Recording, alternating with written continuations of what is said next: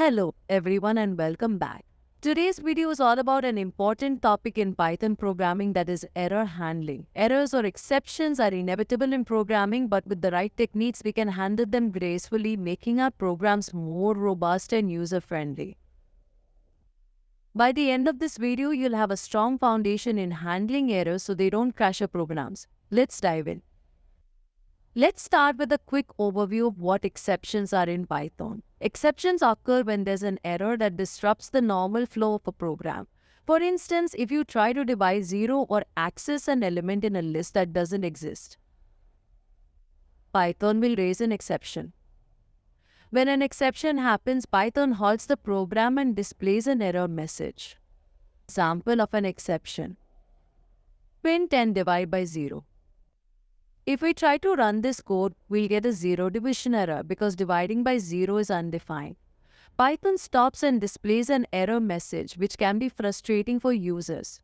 But with error handling, we can catch and manage these errors, allowing the program to continue running smoothly. Let's look at how to do that using try and except. In Python, we use try and except blocks to handle exceptions. When you place code inside a try block, Python will attempt to execute it. If an error occurs, the code in the except block will run instead, preventing the program from crashing. Let's go over an example to see this in action.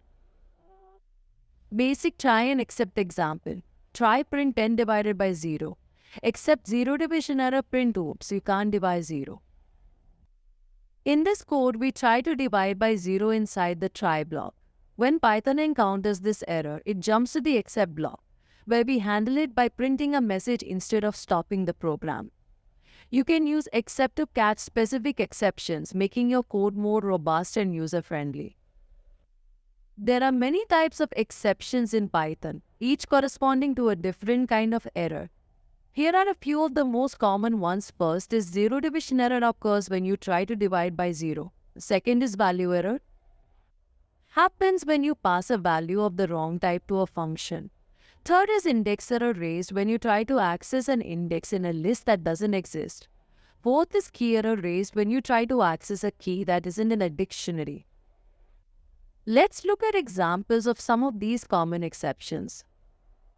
Example of value error. Try num equal to int abc, except value error, print oops, that's not a valid number. Here we're trying to convert the string ABC into an integer, which isn't possible. This raises a value error. By using an except block, we can handle this error and display a friendly message instead. Example of index error. Try my list equal to 1, 2, 3, print my list 5, except index error, print oops, index out of range. In this example, we're trying to access an index that's out of range in a list, causing an index error. By catching it, we prevent the program from crashing and provide a user-friendly message. Sometimes we want certain code to run regardless of whether an exception occurs or not. For this, Python provides a finally block. Code inside a finally block will always execute, even if there's an error in the try block. This is useful for closing files or releasing resources. Using finally example. Try file equal to open example.txt at content equal to file.read.content. Except file and not found error, print oops. File not found dot finally file dot close, print file close by. Here we attempt to open a file and read its contents. If the file doesn't exist, a file and not found error is raised. The finally block ensures the file is closed regardless of whether the try block succeeds or fails. This is very useful for cleaning up resources like files or database connections in real-world applications. We can also handle multiple exceptions in a single try block. To do this, we list different exceptions in separate except blocks, allowing us to customize how each error is handled. Multiple exceptions example. Try num equal to int input, enter a number, print 10 divided by num. Except value error, print please enter a valid integer. Except zero division error, print sorry you can't divide by 0. In this code, the try block contains code that could raise both a value error and a zero division error. By having separate except blocks, we can provide specific messages for each error type. This approach makes our program more resilient and informative. In some cases, you might want to customize the error messages even further. You can use the except block along with the as keyword to capture the actual error message and display it. Custom error message example. Try num equal to int input, enter a number, print 10 divided by num. Except exception as e, print if an error occurred e. Here, if any error occurs, it's captured as e, and we can print a custom error message that includes details about the error. This is a versatile approach that can be very useful, especially in debugging or logging errors in larger applications. Let's look at a practical example of how error handling can make a program more reliable. We'll build a simple calculator that takes two numbers from the user and divides them, handling errors like division by 0 and invalid input. Def save division, try num1 equal to float input, enter the first number.